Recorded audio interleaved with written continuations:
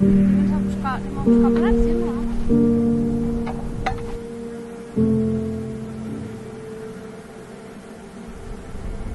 Ens presentarem els artistes que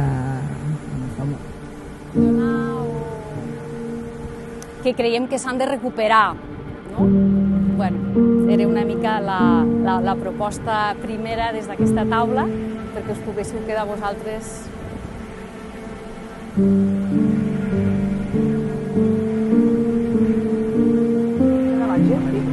Plats a la Segarra. No, tenen que menjar.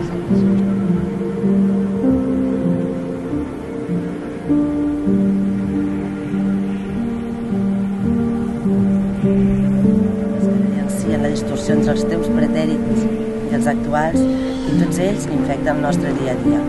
Jornades que, malgrat ser de 24 hores, no en són sovint suficients per abastar les nostres obligacions.